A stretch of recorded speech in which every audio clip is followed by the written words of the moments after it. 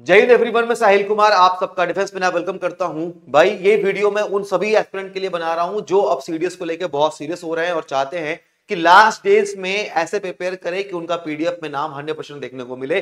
तो अगर सीरियस होके पढ़ना चाहते हो तो ये वीडियो कंप्लीटली आपके लिए है, क्योंकि इसमें सारी बातें काम की करूंगा, कोई फालतू का बकवास नहीं है। तो स्टार्टिंग से शुरू करते हैं। पहले मैं आपको अपने बारे में बताता हूं। देखो, आई हैव क्लियर आपके सीरीज मल्टीपल टाइम, पर मेरी स्टोरी में ना एक ट्विस्ट है। जैसे कि हर एक एस्पिरेंट लाइफ में आपके साथ अभी चीजें हो रही हैं कि एक एग्जाम पे फोकस था तो सीडीएस नहीं हो पाया, सीडीएस पे अभी फोकस नहीं कर पाए, मल्टीपल एग्जाम चल रहे थे। मेरे साथ सीन ही अलग था। पहला कि मुझे एयरफोर्स पसंद था तो मुझे एफकेट एंट्री में से ज्यादा प्यार था। दूसरा, मैं एनसीसी बैकग्राउंड का था, मेरा सी सर्टिफिकेट था, उसमें अल्फा ग्रेडिंग थी, तो मुझे साल में सीडीएस ओटीए की 2 एसएसबी मिला करती थी। When I got to know कि भाई एक रूल होता है कि अगर आप एनसीसी के थ्रू ओटीए एंट्री जा रहे हो तो आप सीडीएस का ओटीए नहीं जा सकते, दोनों में से कोई एक ही जा सकते हो।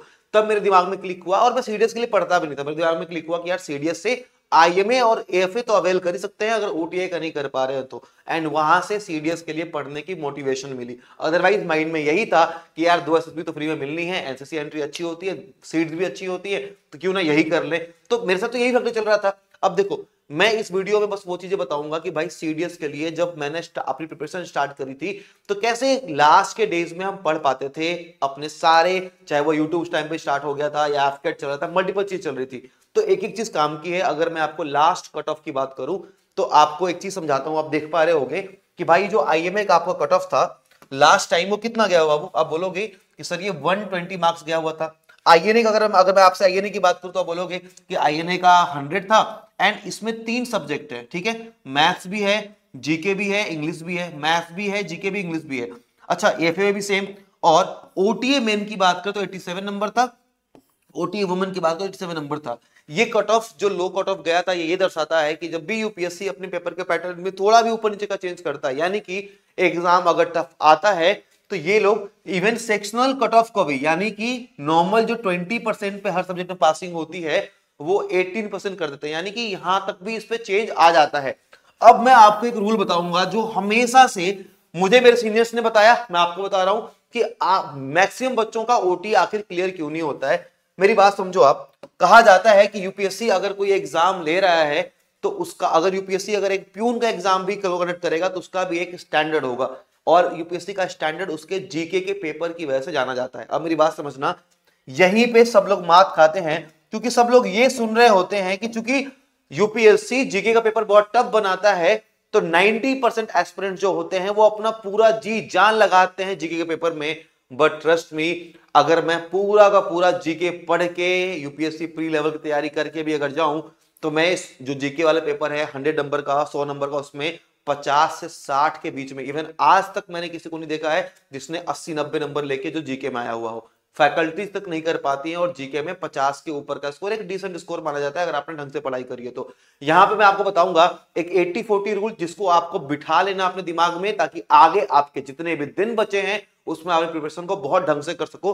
आप समझना, जीके में आपके 120 क्वेश्चन आते हैं, हर एक एस्पिरेंट अपना पूरा फोकस जीके पे रखता है और इंग्लिश वाले पार्ट को इग्नोर कर देता है क्योंकि इंग्लिश इजी आती है।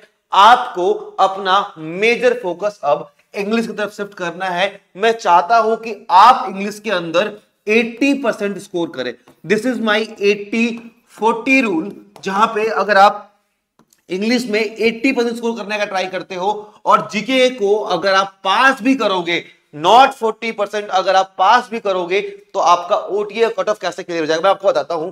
आउट ऑफ 120 क्वेश्चन बाबू, अगर आपने 100 नंबर में, अगर आप 100 नंबर में इंग्लिश में अगर आप 80 नंबर के आसपास अगर आप टारगेट करते हो, मान लो कि 80 नहीं ला पाए, अगर यहाँ पे 70 से 75 नंबर के बीच में भी लेके आते हो, देन आप जीके के अंदर केवल अगर आपके 25 से 30 नंबर भी होंगे तो आपका पेपर बहुत इजीली क्लियर हो जाएगा।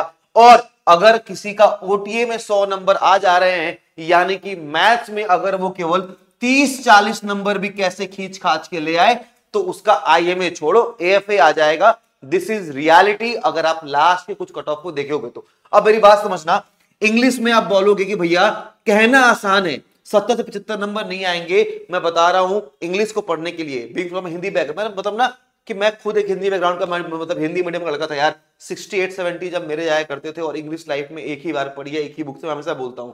तो आप देखो, मैं आपको बताऊंगा कि आपको इंग्लिश में मेहनत कैसे करनी है, जीके में क्या करना है, कैसे आप इस, क्योंकि ना मेरा एम ये हुआ करता था कि इंग्लिश में फोड़ दूंगा, जीके को मैं, बिलीव मी, जीके में जस्ट पास किया करता था। जस्ट पास समझ रहे हो कि कुछ कुछ सेक्शन देख लिए, टारगेट ये हुआ करता था कि 20 नंबर के नीचे होने से फेल नहीं होऊंगा, इसको जस्ट पास करना है कैसे भी। और मैथ तो भैया है ही अपना, तो कोई दिक्कत ही नहीं थी, वो तो अपने ही घर ही कहती थी। अब मेरी बात समझना, व्हाट इज 80-40 रूल। अगर मैं टारगेट कर रहा हूं कि मुझे इंग्लिश में 80% स्कोर करना है, यानी कि मुझे अगर 70+ मार्क्स लेके आने हैं, तो यानी कि मुझे अपनी इंग्लिश स्ट्रांग करनी पड़ेगी। अब इंग्लिश के पोर्शन को 3 पार्ट में बांटा जाता है। अगर मैं आपको बोलूं तो आप बोलो, मैं बोलूंगा कि पहला हो गया आपका कॉम्प्रिहेंशन, दूसरा हो गया आपका वोकैब, कॉम्प्रिहेंशन, वोकैब, और आपका ग्रामर।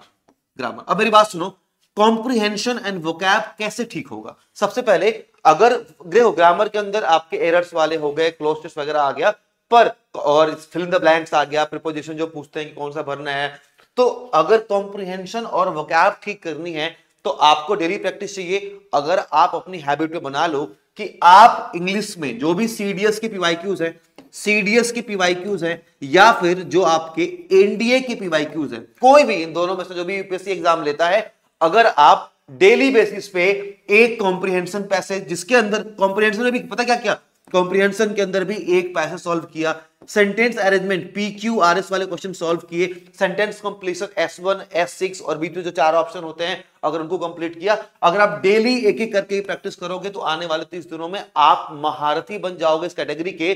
नहीं केवल आपकी स्पीड ही नहीं बूस्ट होगी, आप क्वेश्चन करेक्ट करना भी चालू कर दोगे। ये अब बोलोगे कि भैया वोकैब तो एकदम महारथी है। देखो, वोकैब के लिए ना एक स्ट्रेटजी सिंपल सी फॉलो करो। वोकैब ना सागर की तरह है, लेकिन वोकैब में हम कर क्या सकते हैं, मैं खुद के लिए बता रहा हूं कि वोकैब अगर इंग्लिश वाले पोर्शन में मुझे पता है कि भाई 10 एंटो, 10 साइनो, 5 इडियम, ऐसे काफी ज्यादा नंबर होल्ड कर लेते हैं। हमें वोकैब के लिए सबसे पहले पीवाईक्यू से फोकस करना है, चाहे वो एनडीए की हो या सीडीएस की हो। जो पीवाईक्यूज घूम घूम के आते हैं, आप सबसे पहले आप पीवाईक्यूज उठाओगे, और ये पीवाईक्यूज यूपीएससी की वेबसाइट पे 2011-12 तक के फ्री ऑफ कॉस्ट मिलते हैं। उनका पेपर लो और उनके आंसर की भी मिल जाएगी, और सॉल्व करना स्टार्ट करो।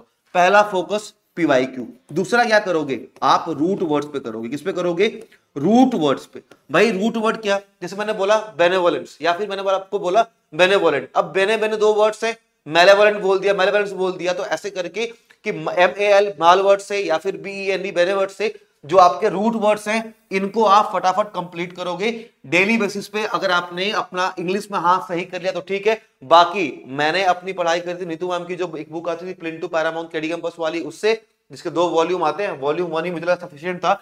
ग्रामर वाले पोर्शन के लिए आप बड़े प्यार से वहां से अपने ग्रामर का पोर्शन कंप्लीट कर सकते हो।